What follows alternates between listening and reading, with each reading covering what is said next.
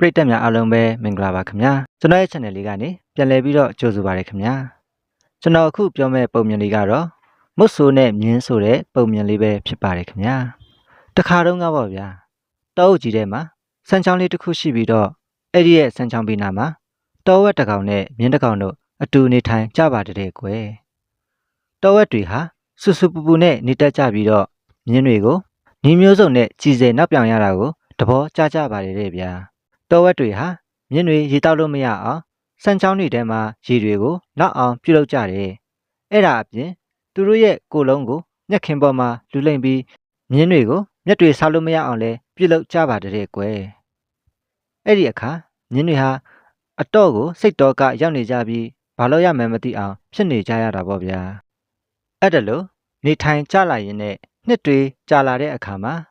မြင်းတွေဟာသူတို့ရဲ့ဘဝမှာကြုံတွေ့ရတဲ့စိတ်တော်ကတွေကိုဖြေဖြောက်ဖို့တောဝက်တွေနဲ့လိုက်ရောညီထွေစွာနေထိုင်သွားကြတာပေါ့ဗျာဒါပေမဲ့မြင်းတွေဟာသူတို့ကိုတောထဲမှာဒုက္ခပေးနေတဲ့တောဝက်တွေကိုအခြေအနေပေးလာတဲ့တနေ့မှာလက်စာပြန်ချေမယ်လို့ဆွေးမြဲစွာဆုံးဖြတ်ချက်ချထားကြတာပေါ့ဗျာ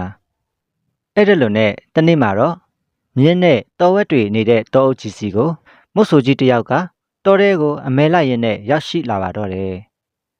အဲ့ဒီအခါတောဝက်တွေကိုအညှိုးထားတဲ့မြင်းတွေက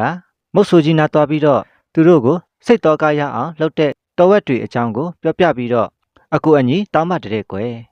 အဲ့ဒီအခါမုတ်ဆိုကလည်းတောဝက်တွေကိုနှိမ်နှင်းပေးမှမယ်လို့မြင်းကိုပြောလိုက်တာပေါ့ဒါပေမဲ့မုတ်ဆိုကြီးက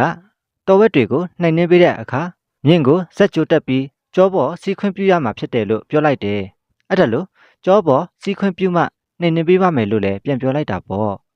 အဲ့ဒီအခါမြင်းကလည်းသဘောတူလိုက်ပါတယ်ကွယ်မုတ်ဆိုကလည်းမြင်းမှာစက်ကြိုတက်ကမြင်းရဲ့ကြောပေါ်ကိုတက်လိုက်ပါတော့တယ်အဲ့ဒီနောက်မှာမုတ်ဆိုဟာတောဝက်တွေကိုတကောင်ပြီးတကောင်ပါလာတဲ့လေးနဲ့ပြစ်ခတ်ပြီးနှိမ်နှင်းပစ်လိုက်ပါတယ်ကွယ်အဲ့ဒါလို့နဲ့တောဝက်တွေဟာမရှိကြတော့ဘူးပေါ့ဗျာမြင်းတွေကလည်းသူတို့ကိုဒုက္ခပေးတဲ့တောဝက်တွေမရှိတော့လို့မုတ်ဆိုတွေကိုကျေးဇူးတင်နေတော့တာပေါ့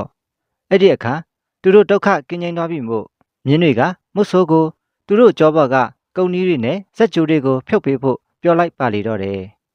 မုတ်ဆိုကလည်းမြင်းဘော်ကဆင်းကကုန်းနီးတွေကိုဖယ်ပေးလိုက်တယ်ဒါပေမဲ့အဲ့ဒီနောက်မှာတော့မုတ်ဆိုဟာမြင်းကိုကြာပွတ်နဲ့ရိုက်ကသူ့အိမ်ကိုခေါ်သွားပါလေတော့တဲ့ကွယ်ပရိသတ်ကြီးများခင်ဗျာ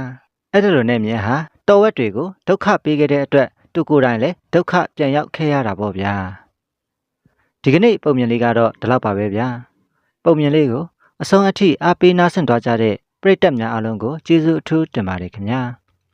နောက်နေ့တွေမှာလည်းစိတ်ဝင်စားစရာကောင်းတဲ့ပုံမြင်လေးများစွာဆက်လက်တင်ဆက်ပေးသွားမှာမို့ကျွန်တော်ရဲ့ channel လေးကိုအားပေးကြည့်ရှုကြပါအောင်ခင်ဗျာအားလုံးကိုကျေးဇူးတင်ပါတယ်ခင်ဗျာ